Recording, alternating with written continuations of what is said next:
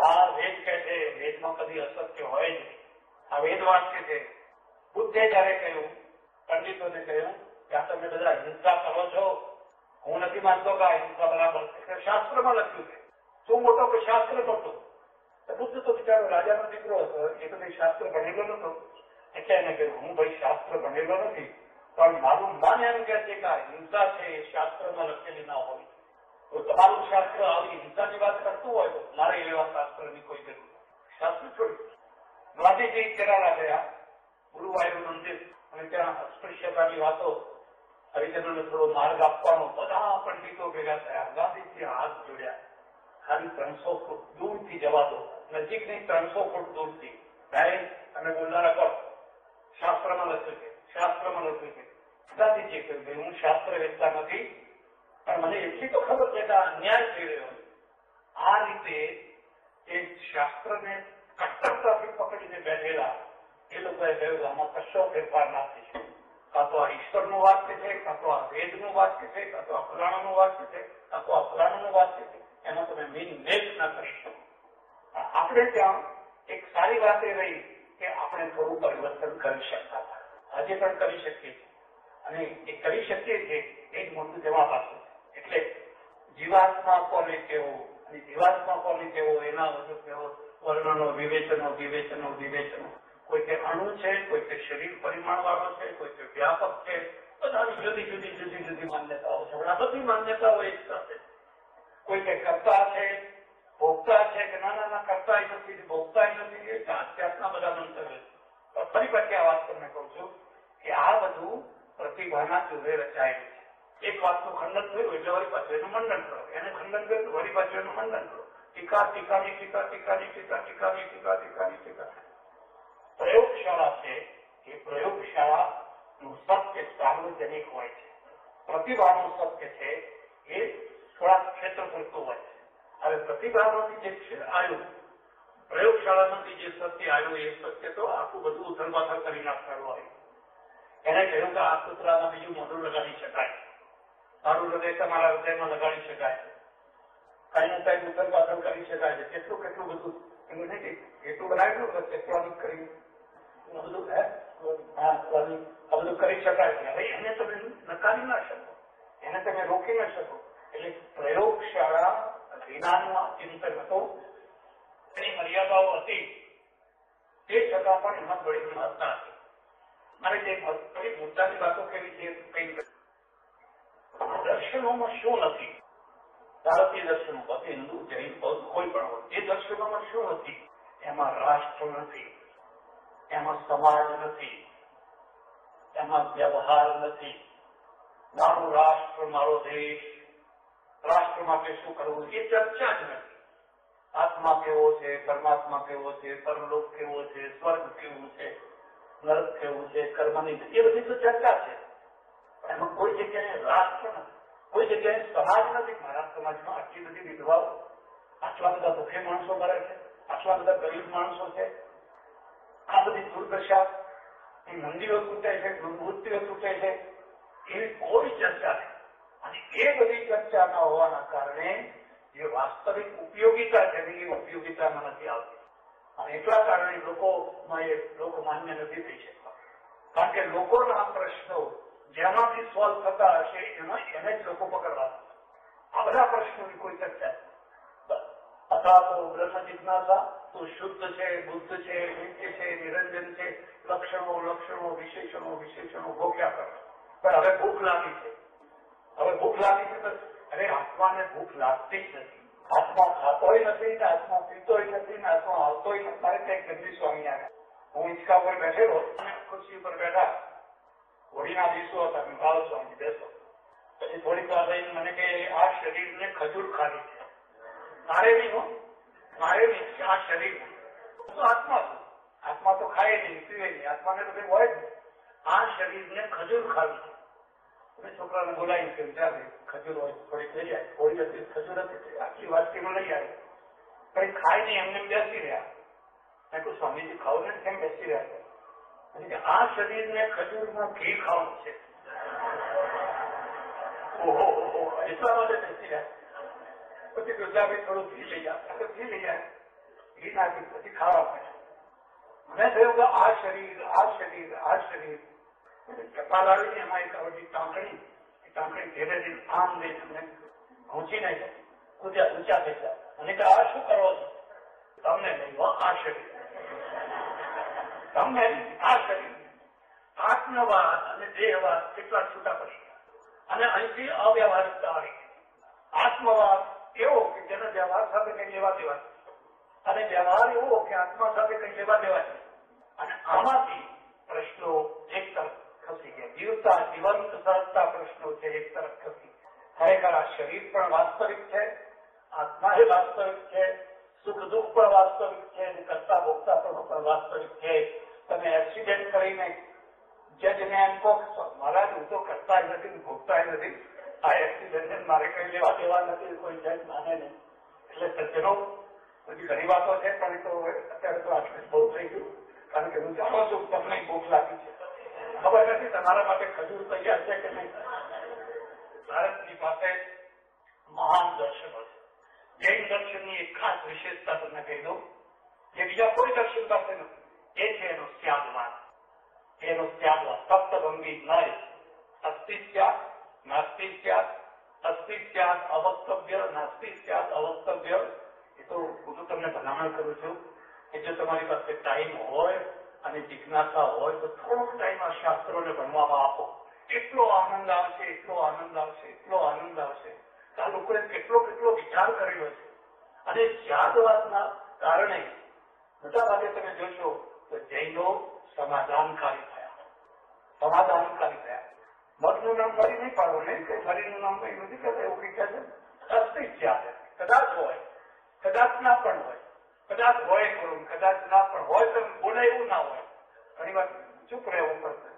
એટલે આ રીતે આ દર્શનોએ ભારતને ઘણું ઘણું આપેલું છે. અને મારે ફરીથી એ જ વાત કહેવાની છે કે આ દર્શનોને છેલ્લી સ્થિતિ નહીં માની લે. આપણે પ્રયોગશાળા માનવી જ પડશે. પ્રયોગશાળાના સત્યને અંદર ઉમેરવું જ પડશે. પ્રયોગશાળા વત્તા પ્રતિભા, એકલી પ્રતિભા નહીં, એકલી પ્રયોગશાળા નહીં, પણ આ બંનેનું મિશ્રણ કરી અને એમાંથી એક એવું દર્શન, એ દર્શન આપણા રાષ્ટ્રીય પ્રશ્નો ઉકેલે, માનવીય પ્રશ્નો ઉકેલે, સામાજિક પ્રશ્નો ઉકેલે, જે ઉપયોગી હોય. માત્ર વિદ્વત્તા તત્વ જ ના પણ જેનો ઉપયોગ હોય જીવનમાં, એ પ્રકારના દર્શનનો પણ વિકાસ કરવો જોઈએ. આ સંસ્થાએ આ સેમિનાર યોજીને ખરેખર બહુ સુંદર મહત્વનું કામ કર્યું છે. અને ઘણા ઘણા સારા સારા વિદ્વાનો આવી અને અહીંયા સારી સારી ચર્ચાઓ કરશે. હું આપને ભલામણ કરું કે જિજ્ઞાસા રાખી અને સાંભળજો. બહુ શ્રુત થજો, બહુ શ્રુત, તો તમને ઘણું ઘણું પ્રાપ્ત થશે. આભાર, ધન્યવાદ, હરિઓમ.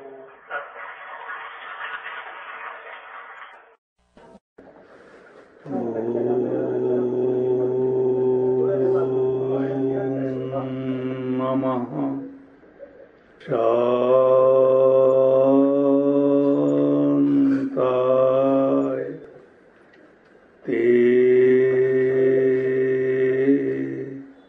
તેજસે. આણંદ મર્કન્ટાઇન બેંકના chairman Shri, vice chairman Shri, MD Shri, બધા જ એના પદાધિકારીશ્રીઓ, મેનેજરશ્રી, કર્મચારી ભાઈઓ, સજ્જનો અને બહેનો, સમૃદ્ધિનું મૂળ વ્યાપાર છે.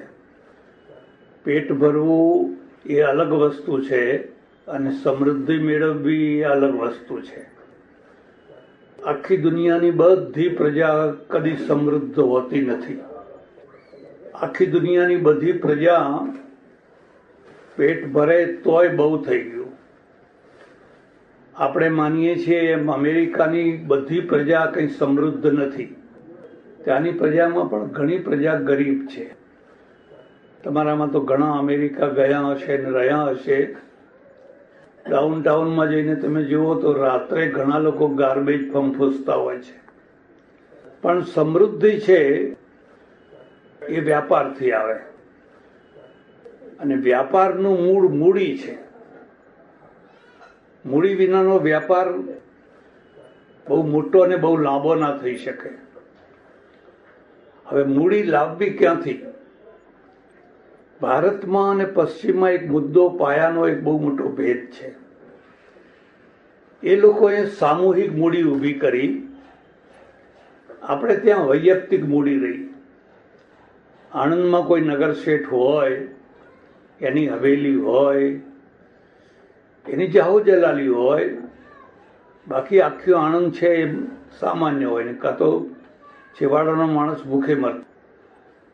પશ્ચિમે છે એ દુનિયાને 3 વસ્તુઓનું બહુ મોટું પ્રદાન કર્યું સમૃદ્ધિના ક્ષેત્રમાં.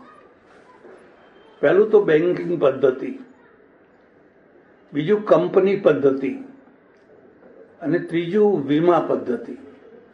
આ 3 આપણા નહોતા.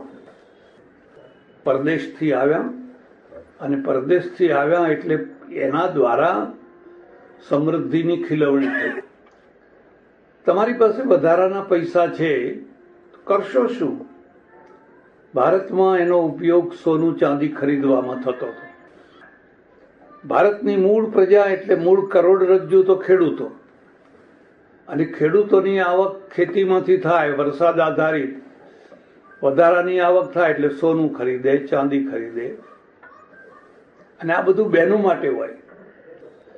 તમે કદી જોયું પુરુષ ખૂબ ભણી ઠણીને નીકળ્યો હોય આણંદના બજારમાં ને લટ લટ કરતો ચાલતો હોય તો કેવો લાગે? લોકો એમ જ સમજે કે બહુચરમાં આગળ છે. પુરુષને શણગારની જરૂર નહીં, એને શણગારની ભીખ પણ નહીં, ભૂખ પણ નહીં. આખી દુનિયાના બધા શોપિંગ સેન્ટરો બહેનો આધારિત છે. જો આ બહેનો ના હોય તો શોપિંગ સેન્ટરો બંધ પડી જાય. સારું છે, પુરુષ કમાય ને બહેનોને દાગીના કરી કરીને આપે. પણ હવે આ દાગીના છે એ ડેડ કેપિટલ છે, મૂર્છિત કેપિટલ છે. એમાંથી કશું ઉત્પન્ન ના થાય. પેલા એના સિવાય બીજો કોઈ રસ્તો નતો. એટલે કાં તો જમીનમાં દાટી દે, કાં તો કોઈ પટારામાં રાખે, આપત્તિના સમયમાં ઉપયોગ આવે, એટલું જ. પરદેશમાં શું થયું? એ લોકો સોના ચાંદી તરફ ના વળ્યા. પણ એમની પાસે 100, 200, 500, 1000 રૂપિયા વધારાના હોય તો બેંકમાં જમા કરાવે. બેંક બનાવી એમણે, અને બેંક એને સામેથી વ્યાજ આપે. બેંક એને સામેથી વ્યાજ આપે. મૂડી કમાતી થઈ, સોનું કમાતું ના થયું, ચાંદી કમાતી ના થઈ, એ તો ડેટ કેપિટલ થઈ ગઈ. અને બેંક છે એ મૂડીને વધારે વ્યાજથી બીજાને આપે. એમાંથી કોઈ વ્યાપાર કરે, કોઈ ઉદ્યોગ કરે, કોઈ કઈ ધંધો કરે, એમાંથી નવું નવું નવું નવું થયા કરે. આ સમૃદ્ધિનું પહેલું ક્ષેત્ર થયું. અને એના કારણે એટલી બધી બેંકો થઈ, બધી મૂડી બેંકોમાં આવી. પણ બેંકો સાથે એક બીજી વસ્તુ જોડાયેલી છે, અને એ છે શરાફત, શાહપણું, ઓનેસ્ટી. આ જે નોટો ચાલે છે એ બેંકોની ચલાવેલી છે. આપણે જે નોટો અત્યારે સ્વીકારીએ, લેવા દેવાની, રિઝર્વ બેંક છે, બેંકોની ચલાવેલી છે. પહેલા એ નોટો ઉપર લખવામાં આવતું ઓન ડિમાન્ડ, જ્યારે માગશો ત્યારે. અને એની ખાતરીના કારણે નોટો ચાલે છે. મને જ્યાં સુધી ખબર છે ત્યાં સુધી, આજ સુધી અમેરિકાએ કદી પણ એના નાણાંને કેન્સલ કર્યું નથી. બનાવટી ડોલર તો આજે પણ થાય છે, પણ તે છતાં એમણે કદી પણ એમનું નાણું પાછું ખેંચી લીધું નથી. કારણ કે એ વિશ્વ નાણું બની ગયું છે, આખા વિશ્વનું. તમે ચાઇના જાઓ કે રશિયા જાઓ તો ત્યાં ડોલર જ ચાલે. ડોલર માગે લોકો, ડોલર લાવો. એમના પોતાના નાણાંની એટલી વેલ્યુ નથી. અને એ જે વેલ્યુ છે ને, એ જ શરાફત છે. એ શરાફત જો ઘટી જાય, ખૂટી જાય, તો એ કરન્સી કોડીની થઈ જાય. એટલે બેંકની સાથે જોડાયેલી વસ્તુ છે શરાફત, શાહ. અને આપણા ત્યાં એટલા માટે વાણિયાને પહેલા શાહ કહેતા, હવે તો એ શાહ રહી ગયા. અહીંયા હશે થોડા ઘણા તમારામાં. કે બધા પટેલ જ છે ખરા? એક શાહ હોય, એક બાદશાહ હોય. બાદશાહ તખત ઉપર બેસે અને શાહ ગાદી ઉપર બેસે. બાદશાહ આખા રાષ્ટ્રને ચલાવે, પણ આ શાહ ગાદી ઉપર બેઠો બેઠો તિજોરીને ચલાવે, ખજાનાને ચલાવે. બહુ મોટી શક્તિ છે, જેવી તેવી શક્તિ નથી. એટલે આ એક પહેલી વસ્તુ થઈ. પણ એની સાથે આ લોકોએ એક બીજી વસ્તુ જોડી કે જો તમારે સમૃદ્ધિ જોઈતી હોય તો જેમ તમારું વધારાનું નાણું બેંકમાં જમા કરો છો, બેંકમાંથી વળતર મેળવો છો અને બેંક એમાંથી બધું ખીલવે છે, એવી રીતે એક બીજી વસ્તુ પણ છે અને એ છે તમે કંપની બનાવો. હવે કંપની આપણે ત્યાં હતી જ નહીં. આપણે વ્યક્તિવાદી છીએ, આજે પણ છીએ, અને એટલે આપણે ત્યાં ટીમ ખીલતી નથી. જે ક્રિકેટની ટીમ હોય છે એવી જે ટીમ રાજકારણમાં જોઈએ, સમાજકારણમાં જોઈએ કે જીવનમાં જોઈએ, એવી ટીમ ખીલતી નથી. આપણે વ્યક્તિવાદી છીએ. કોઈ જગ્યાએ ડિક્ટેટર હોય તો જ બધું બરાબર ચાલે, એની એક ધાક હોવી જોઈએ. સામૂહિક નિર્ણયો નથી કરી શકતા, તરત વિખવાદ વિખવાદ વિખવાદ. એકવાર મેં ઘણા વર્ષો પહેલા યાત્રાએ નીકળેલા, અમે 55-60 માણસો સાથે હતા, રસોડું સાથે હતું. પછી વિચાર કર્યો કે ભાઈ સૌનું મન લઈને શાકભાજી ને બધું રસોઈ બનાવવી. સાંજે રાત્રે બધું યાત્રા કરીને આવીને બેઠા હોઈએ, પછી પૂછીએ બોલો ભાઈ કાલે શું રસોઈ બનાવશું, શાનું શાક બનાવશું. જે ઝઘડા થાય, પેલો કે મારે ભીંડા ખાવા છે, પેલો કે મારે ચોળી ખાવી છે, પેલો કે મારે શીરો ખાવો છે, પેલો કે મારે ખીચડી ખાવી છે. મેળ થાય જ નહીં. 4-5 દિવસ ચલાવ્યા પછી મેં કહ્યું હવે કોઈને પૂછવાનું નહીં, હવે હું ડિક્ટેટર ને હું જે કહું એ તમારે બધાને કરવા. જેને ખાવું હોય એને ખાવું, તો જાઓ. પછી બરાબર ચાલ્યું. આપણે સામૂહિક નિર્ણયો નથી કરી શકતા, અને એક બહુ મોટો દોષ કહેવાય પ્રજા તરીકેનો. દિલ્હીમાં પણ નહેરુજી હતા કે ગાંધીજી હતા કે ઇન્દિરાબેન હતા કે આજે કોઈ હોય, કોઈને કોઈ રીતે ડિક્ટેટર પણ ચાલતું જ હોય છે. પણ પેલા લોકોએ કંપની બનાવી, અને કંપની એટલે કંપની. આ ઈસ્ટ ઇન્ડિયા કંપની હતી. ઈસ્ટ ઇન્ડિયા કોઈ બાદશાહ નતો, કોઈ રાજા મહારાજા નતા, એ કંપની હતી. આના શેર હોલ્ડરો હતા. અને એ રીતે આખા વ્યાપારનું ક્ષેત્ર કંપનીમાં ચાલી ગયું. હવે કંપની છે એ પાછી મૂડી ઊભી કરી શકે. રિલાયન્સની પાસે જે મૂડી છે કે જેટલું બધું એનું એસ્ટેટ છે એનું વ્યક્તિગત નથી. એ તરત જ બજારમાં શેરો તરતા મૂકી દે. 10 રૂપિયા, 100 રૂપિયા, 500 રૂપિયા, 1000 રૂપિયાનો શેર મૂકી દે, અને એની ક્રેડિટ હોય, એની પ્રતિષ્ઠા હોય, એનું ડિવિડન્ડ હોય, એ પ્રમાણે ફટાફટ લોકો ખરીદવા માંડે. એના કારણે એની પાસે અબજો રૂપિયા આવી જાય. જો મૂડી છે એ કામે લાગી, તમે શેર ખરીદ્યા, કંપની સમૃદ્ધ થઈ, કંપની કમાતી થઈ, તમને ડિવિડન્ડ મળ્યું. બેંકે તમને વ્યાજ આપ્યું, કંપનીએ તમને ડિવિડન્ડ આપ્યું. તમારી મૂડી કમાતી છે. એ ડેડ કેપિટલ નથી, મૂર્છિત કેપિટલ નથી, એ કમાતી કેપિટલ છે. આ બીજું પ્રધાન પશ્ચિમનું છે, અને એમાંથી પશ્ચિમમાં સમૃદ્ધિ આવી. આપણે ત્યાં હવે ધીરે ધીરે વ્યાપક થઈ રહ્યું છે બધું. પણ આ બે થયા પછી પણ એક વસ્તુ ખૂટતી હતી. તમારી પાસે જ્યારે બહુ જ સમૃદ્ધિ આવી જાય તો તમે નિશ્ચિંત ના રહી શકો. સત્તા અને સમૃદ્ધિ કદી પણ ચિંતા વિનાની હોય જ નહીં.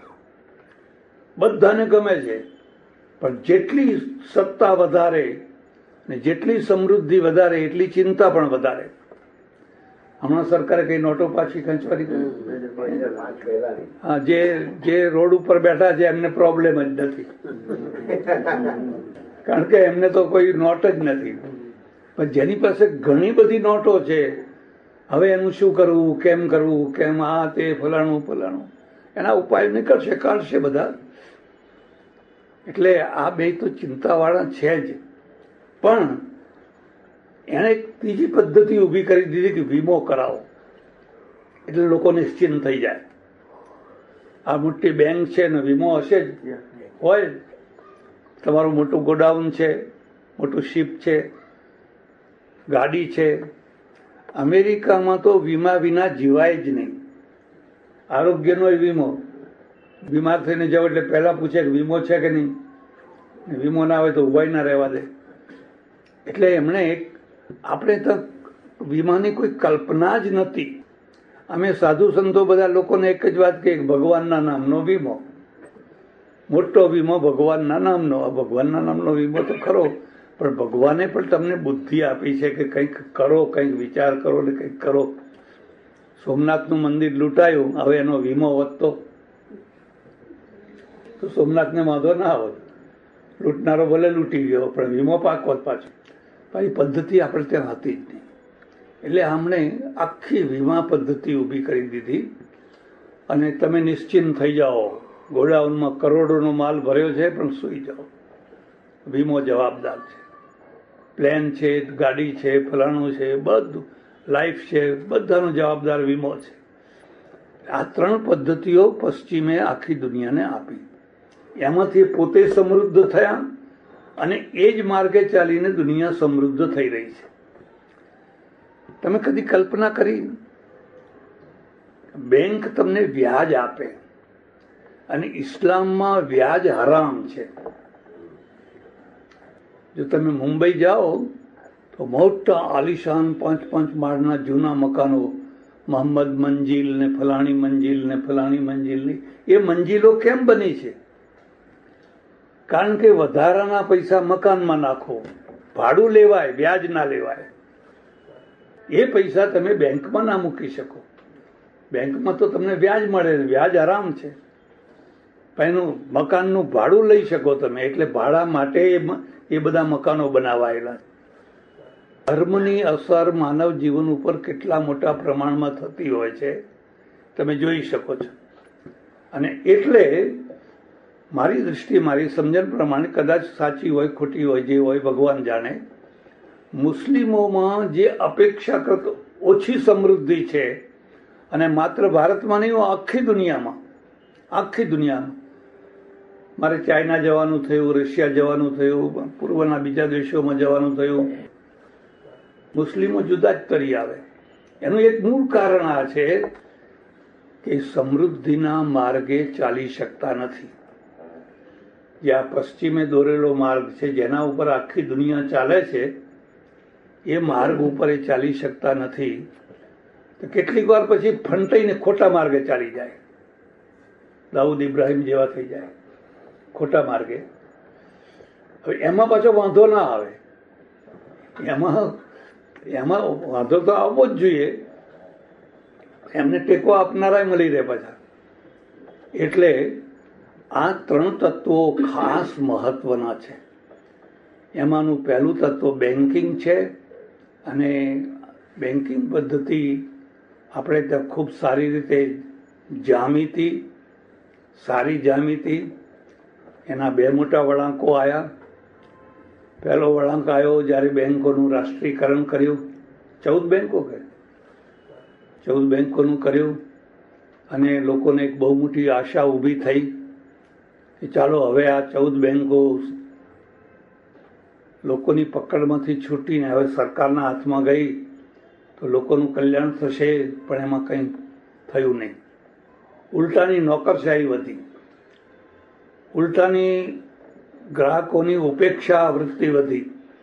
એનાથી ત્રાસીને કંટાળીને સહકારી ક્ષેત્રોમાં બેન્કો ઊભી થવા માંડી. ભાઈ આ વેપારીઓને તો કાલ આવજો, પરમ દિવસે આવજો, આ લાવો, આ ખાનું ભરો, આ ખાનું ભરો, ના ચાલે. એને તો આજે પૈસા આપવાના છે. એને તો કલાકે કલાકના પૈસાની જરૂરિયાત છે. એટલે સહકારી ક્ષેત્રોમાં ઘણી બેન્કો ઊભી થઈ. અને ઘણી બેન્કોએ ઘણું સારું કામ પણ કર્યું. પણ મેં જેમ શરૂઆતમાં કહ્યું એમ, એ બેન્કો બધી અંદરના માણસોએ જ મારી નાખી.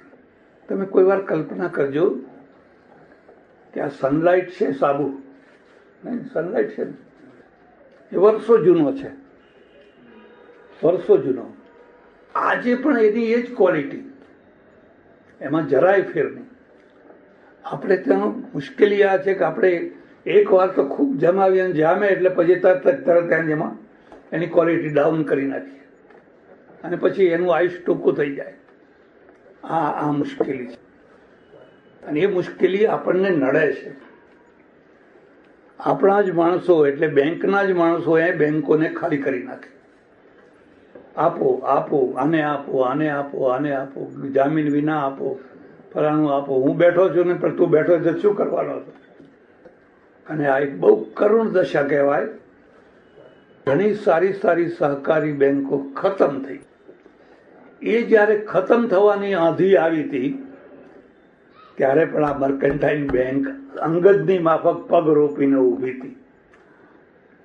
તમારા વ્યક્તિત્વની કસોટી આંધી છે, રોજ રોજ નહીં. અને રોજ રોજ આંધી ના આવે. આંધી તો વર્ષમાં, 2 વર્ષમાં, 5 વર્ષમાં એકાદ વાર આવે. ત્યારે તમે કેટલા અડગ રહી શકો છો એ તમારું વ્યક્તિત્વ છે. અમારા જીવનભાઈ મારે ત્યાં ઘણી વાર આવે અને હું એમને ખૂબ ખૂબ ધન્યવાદ આપું. આજે હાજર નથી. આ માણસે આ બેંકના પાયામાં એટલું કામ કર્યું. એ આંધીઓ ચાલી ગઈ પણ આ બેંકનું એક પાંદડું પણ નીચે પડ્યું નહીં. આ બેંક એવું આજે જો તમે બેંકની નવી ઇમારત ઊભી કરી હોય ને નવું સેક્શન વધારે હોય તો બધામાં જીવનભાઈ જેવા બીજા બધા જે તમારા ચેરમેનો ને એમડીઓ છે એ બધાને ખૂબ ખૂબ જેટલા ધન્યવાદ આપો એટલા થોડા છે. આવા માણસો મળવા દુર્લભ છે. એટલે મેં તો જયારે આ બધી બેંકો ફરચામાં જવા મળી ત્યારે એક નિયમ લીધો હતો કે હવે કોઈ બેન્કિંગ કાર્યક્રમમાં જવું જ નહીં. કારણ કે એક બેંક જયારે ફરચામાં ગઈ, લોકો મારા ઉપર કાગળો લખવા, તમે ઉદઘાટન કર્યું હતું, તમે આ જુઓ તમારો ફોટો, તમે ઉદઘાટન કર્યું હતું. આ બધાની જવાબદારી બહુ મોટી છે અમારી. હા, એટલે મેં કહ્યું કે કાનની બૂટ પકડો ને હવે કદી પણ કોઈ બેંકના કાર્યક્રમમાં જવું નહીં. પણ આ મર્કન્ટાઇલ બેંક એનો અપવાદ છે. કારણ કે આ અડીખમ ઊભી છે અને એના બધા પદાધિકારીઓ છે એ અંગત છે. બધા પગ લપસી જાય એવા નથી, પણ પોતાની જગ્યાએ પગ ટકાવીને બરાબર ઉભેલા છે. તમારા સૌનો એમાં સહકાર હોય તો જ ઉભા રહી શકે. એટલે બધાના સહયોગથી, સહકારથી, ઉલટું એ દર વર્ષે કઈ ને કઈ આપ્યા જ કરે છે. કઈ નું કઈ આપતા જ રહે છે.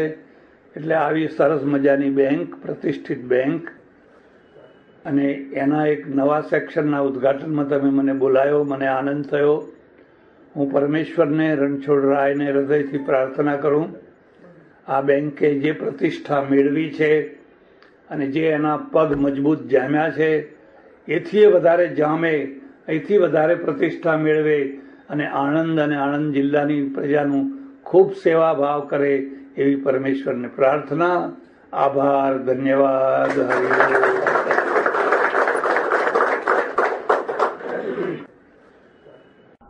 જે સામાન્ય માણસો છે એ તો બહુ થોડા છે. માણસ છે ધર્મ ગ્રંથ વિના રહી નથી શકતો, ધર્મગુરુ વિના રહી નથી શકતો.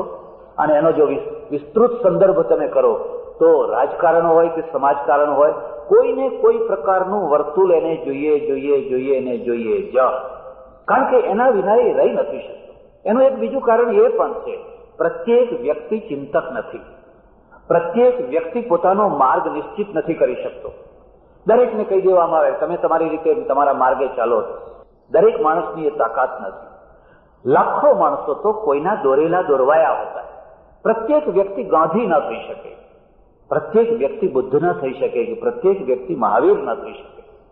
ત્યારે સામાન્ય પ્રજા છે એમનું તો એક કામ છે કે તમે એને ચલાવો ત્યાં ચાલે, અને ચલાવો ત્યાં ચાલે. એ જે પદ્ધતિ છે એ પદ્ધતિના 2 પ્રેરક બળો છે. એક ધર્મગ્રંથ અને બીજો ધર્મગુરુ. ધર્મગ્રંથ છે એ એક સનાતન સ્થાયી વ્યાખ્યા કરે છે, જ્યારે ધર્મગુરુ છે એ સમય ઉપર એને વળાંક આપે છે. સમય ઉપર જો સમય ઉપર વળાંક ના આપવામાં આવે તો આ ધર્મગ્રંથો છે એ જૂના થઈ જાય, એનું અસ્તિત્વ સમાપ્ત થઈ જાય. એ આવનારા સમય સાથે ફિટ ન થઈ શકે. એટલે ધર્મગુરુનું કામ છે કે એને સમય સમય ઉપર એને વળાંક આપે. મૂળ વાત ચાલુ રહે, પણ એના ઉપરની રંગોળી છે, એના ઉપરનો જે કલર છે, એના ઉપરની જે ડિઝાઇન છે, એમાં થોડોક ફેરફાર કરતો રહે. અને જ્યાં ફેરફાર થયો છે એ લોકો બચી શક્યા છે, અને જ્યાં બિલકુલ ફેરફાર નથી કરી શકાયો એ મરી ગયા છે, તૂટી ગયા છે. એટલે મારી થોડીક આજે જ મને એમ થયું કે 4-5 દિવસ સુધી જયારે આપણે થોડી ચર્ચા કરવાની છે તો કયા વિષય ઉપર ચર્ચા કરવી? મને એમ લાગ્યું ચાલો ધર્મગ્રંથો ઉપર ચર્ચા કરી. અને જયારે ધર્મગ્રંથોની વાત કરું છું ત્યારે એક ખાસ અને ખૂબ ધ્યાન આપવા જેવી વાત છે. દુનિયાનો કોઈ પણ ધર્મગ્રંથ મૂળ પુરુષે લખેલો નથી. લગભગ બધા ધર્મગ્રંથો સંપાદિત ધર્મગ્રંથો, કોઈના દ્વારા સંપાદિત છે. બધા ધર્મગ્રંથો બુદ્ધ જે બોલ્યા એમના દેવ થયા પછી 150-200 વર્ષે એનું સંપાદન થયું, અને એ સંપાદનનું ત્રિપિટક ગ્રંથો બન્યા. એ ત્રિપિટક છે એમાં બુદ્ધ અહીં બેઠા હતા, ઝાડ નીચે બેઠા હતા, આમ બોલ્યું, ફલાણી ગાથા, ફલાણી ગાથા, ફલાણી ગાથા. 150-200 વર્ષ પછી ધીરે ધીરે એનું સંપાદન થતા 400-500 વર્ષ સુધી આ પ્રક્રિયા ચાલે. એવું નથી બુદ્ધે પોતે કલમ લઈને સીધું કંઈ લખ્યું હોય, પણ બુદ્ધની એક બહુ મોટી મહત્તા છે, બહુ મોટી મહત્તા છે. લગભગ હું જોઉં છું કે આવી મહત્તા ધર્મગુરુ તરીકે બીજા કોઈમાં દેખાતી નથી. બાકીના બધા જ્યાં આગ્રહ રાખે છે, મેં જે કહ્યું છે, મેં જે તમને સમજાવ્યું છે એના ઉપર અડગ રહેજો, એના ઉપર દ્રઢ રહેજો. ત્યાં બુદ્ધ એમ કે છે, આનંદ મેં તને જે કહ્યું છે એ મેં કહ્યું છે માટે તારે માની નહીં લેવાનું. જો એ યુક્તિયુક્ત હોય, જો તારા મગજમાં ઉતરતું હોય, જો એનાથી તારું ને સમાજનું ભલું થતું હોય તો જ ત્યારે તારે માનવાનું, નહીં તો એને નહીં માનવાનું. બાકીના બધાએ આગ્રહ કર્યો છે, અનુયાયીઓના દ્વારા આગ્રહ કરાવડાવ્યો છે કે અમે જે કહીએ એ તમારે માની લેવાનું. આ પરમમાં પરમ વચન છે. બુદ્ધે એવું નથી કહ્યું. જયારે એ મરણ પથારીએ છે, તમે જાણતા હશો એમનું મૃત્યુ કેમ થયું. ચુંગ નામનો લુહાર, અને ચુંગ નામના લુહારના ત્યાં છેલ્લું ભોજન કર્યું. બન્યું એવું કે જે લોખંડની કડાઈ હતી એમાં કાટ ચડી ગયેલો, અને કાટ સાફ કર્યા વિના એમાં રસોઈ બનાવી. એ બનેલી રસોઈમાં પોઈઝન થઈ ગયું. પેલો કાટ છે એમાં ભળી ગયો, પોઈઝન થયું, અને એ ખાધીને ઉદરશૂળ થયું, પેટમાં બહુ વ્યથા થઈ. ત્યારે બુદ્ધે આનંદને કહ્યું, આનંદ, તું કોઈને પણ એમ કહેતો નહીં કે ચુંગનું ભોજન કરવાથી બુદ્ધ મરી ગયા, એવું કોઈને ના કહીશ. નગર શેઠની દીકરી સુજાતા, અને સુજાતાની ખીર ખાવાથી મને જે આનંદ થયો હતો એટલો જ આનંદ ચુંગના ભોજનમાં હતો. બેની ભાવનામાં જરાય કંઈ ઉતરતું નહોતું, પણ ચુંગે ભાવનાના આવેશમાં વાસણ સાફ કરવામાં કચાશ રાખી. એનું આ પરિણામ છે. એની ભાવનાની કચાશ નથી, એની ક્રિયાની કચાશ છે. તું કોઈને આવું ના કહે. જયારે પુષ્પો પડી રહ્યા છે, વૃક્ષ નીચે સૂતા છે, પુષ્પો પડી રહ્યા છે, ફરી સાવધાની કહે છે, આનંદ, કોઈને એમ ના કહેતો કે જયારે તથાગત વિદાય થયા ત્યારે આકાશથી વૃષ્ટિ થતી હતી પુષ્પોની. જો આ પુષ્પો તો રોજ પડે છે, એ મારા કારણે નથી પડતા, હું અહીં ન હોઉં તોય પડવાના, એ તો રોજ પડે છે. હું ચમત્કારો ના બનાવતો, લોકોને એમ ના કહેતો કે ભગવાન જયારે દેવ થયા ત્યારે આકાશમાંથી પુષ્પ વૃષ્ટિ થઈ. લોકો તો આવી વાતોને માની લેશે, તો તું ભલો થજે. અને આ સહજ પ્રક્રિયાને ચમત્કારમાં ખપાવતો. આપણે બધા ચમત્કારો ઉભા કરી દઈએ, ના થતા હોય તો કંકુ પાડતા અમને આવડે, કેસર કાઢતા આવડે, બધું કાઢતા આવડે, ખાલી પૈસા કાઢતા નથી આવડતા. પૈસા કઢાવતા આવડે, પૈસા કઢાવતા આવડે, પૈસા કાઢતા નથી આવડતા. ઘણી વાર સૌરાષ્ટ્રમાં દુષ્કાળ પડ્યો હોય ને પાણી માટે લોકો વળખા મારતા હોય ત્યારે ઘણા ચમત્કાર કરનારાઓ આવી જાય. કોઈ આમથી આમ કાઢે ને અહીંથી આમ કાઢે. હવે લોકો જાગ્યા છે. હવે કહે ના ના ના, અમારે એ બધું નથી જોઈતું, અમારે તો વરસાદ જોઈએ છે. વરસાદ લાવો, બીજી વાત નહીં. ચમત્કાર બતાવો હોય તો વરસાદ લાવો. આ ધર્મગુરુની પોતાની સ્વસ્થતા છે. અને એ સ્વસ્થતા ક્યારે હોઈ શકે? એની જયારે સ્વ વિશે મોહ ન હોય ત્યારે. મારી પૂજા થાય, મારો જય જયકાર થાય, એ સ્વ વિશેનો જયારે મોહ ન હોય ત્યારે જ ધર્મગુરુ સ્વસ્થ રહી શકે. બધા મોહ ઉતારવા બહુ સરળ છે, કદાચ સરળ છે, પણ સ્વ વિશેનો મોહ ઉતારવો અત્યંત કઠિન છે. મારી સમાધિ થવી જોઈએ, મારી પ્રતિમા મુકાવી જોઈએ, મારો જય જયકાર થવો જોઈએ, આવી વૃત્તિ ભલભલા મોટા મોટા ઊંચા કહેવાતા માણસોની અંદર પણ રહી જતી હોય છે. અને આ વૃત્તિ છે એ પેલી બ્લુ પ્રિન્ટને ડાઘ લગાડતી હોય છે. એ બ્લુ પ્રિન્ટને એટલા અર્થમાં દૂષિત બનાવી દેતી હોય છે. આ તો એક સામાન્ય મેં તમને વાત કરી કે બુદ્ધે જે કંઈ કહ્યું એ બધાની નોંધ 150-200 વર્ષ પછી શરૂ કરવામાં આવી. અને એ બધી શરૂ થતા કેટલા વર્ષો સુધી એક પ્રક્રિયા ચાલી. અને એ પ્રક્રિયા ચાલી એમાંથી ત્રિપિટક ગ્રંથ બનાવવામાં આવ્યો, જેને ધર્મગ્રંથ તરીકે માનવામાં આવ્યો, પણ મૂળમાં એ સીધા અર્થમાં લખાયેલો. અમારે ત્યાં માનો કે વેદો છે, ઉપનિષદો છે, ગીતા છે, આજે બહુ પ્રસિદ્ધ ગ્રંથ ગીતા છે. ગીતા વિશે લોકો એવું જ માને છે કે ભગવાનની વાણી છે, અને સામાન્ય રીતે બહુ જલ્દી આ વાત મગજમાં ઉતરી જાય છે. પણ જો તમે થોડાક ઊંડાણમાં ઉતરીને જુઓ તો એ સંપાદિત ગ્રંથ છે.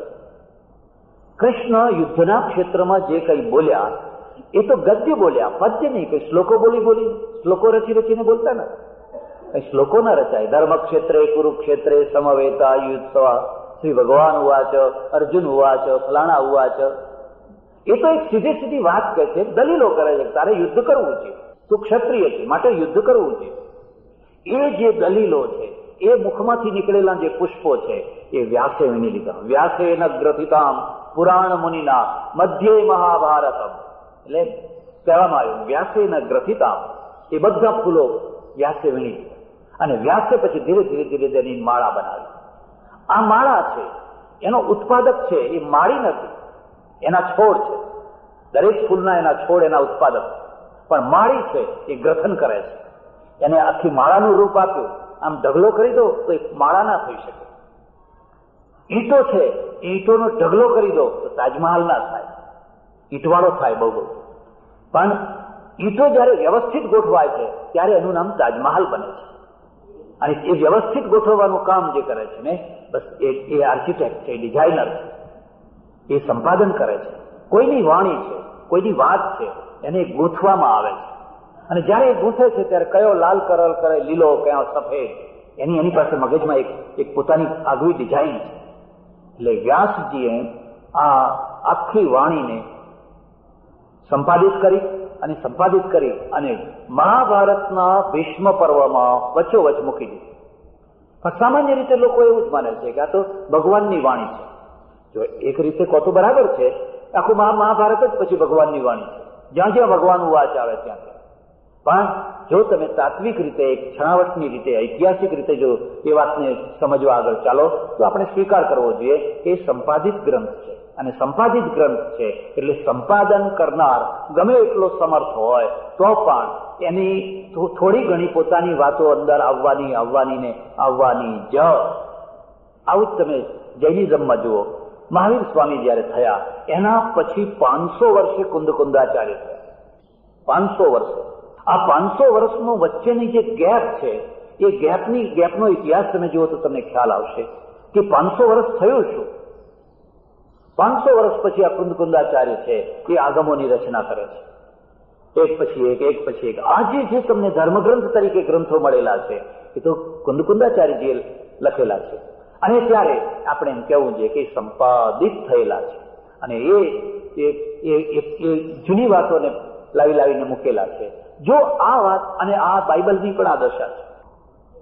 જીસસને જયારે ફાંસીએ ચડાવવામાં આવ્યા ત્યારે તો યરુસલેમમાં એવી સ્થિતિ હતી કે હું જીસસને માનનારો છું એવું કોઈ બોલી ન શકે.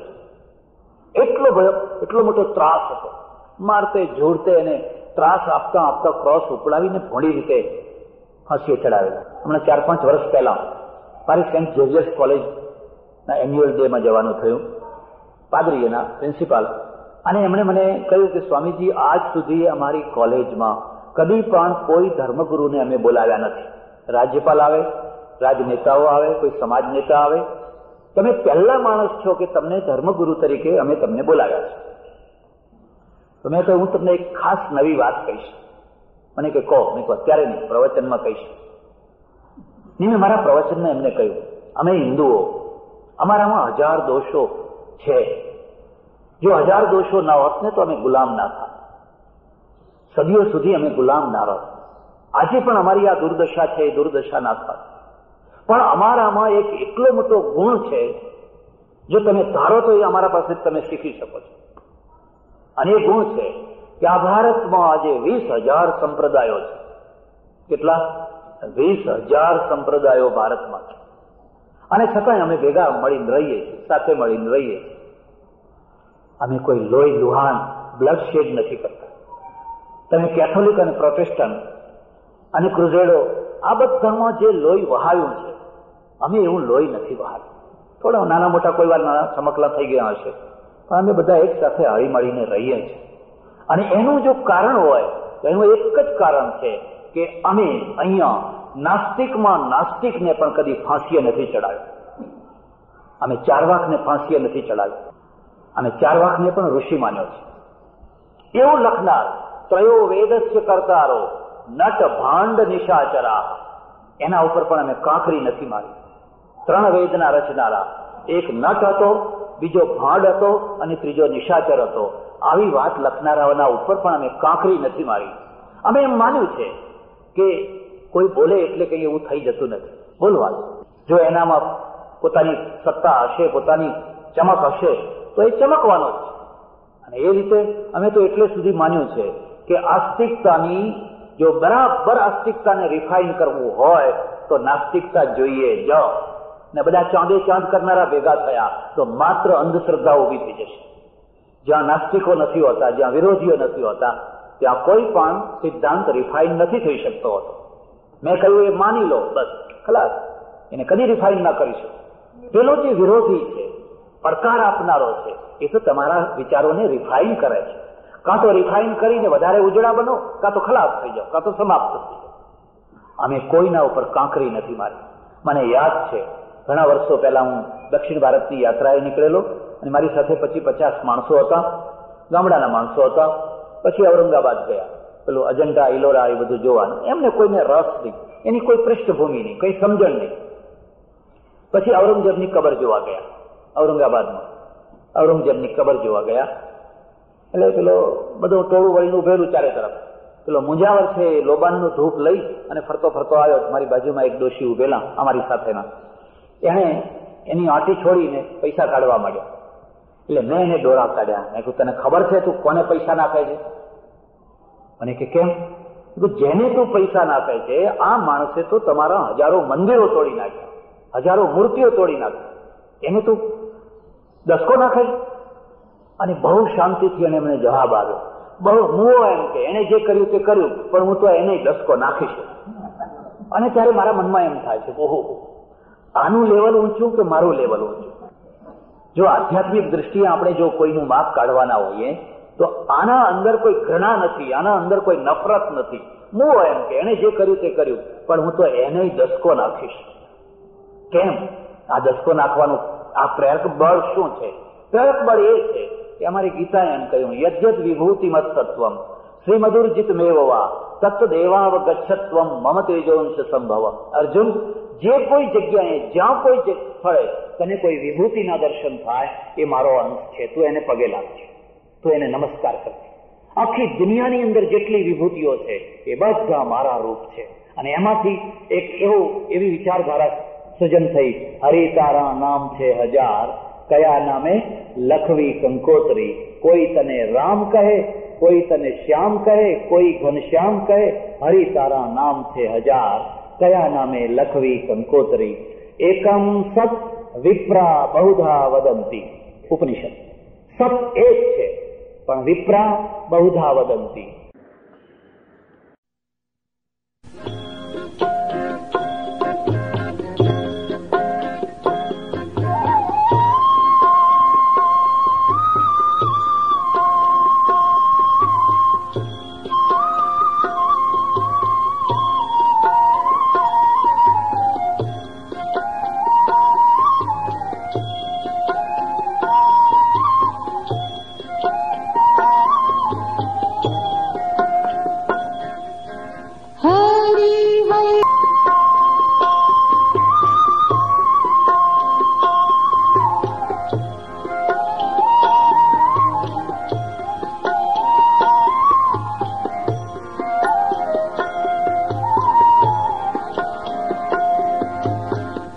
બાળપણામાં અતિ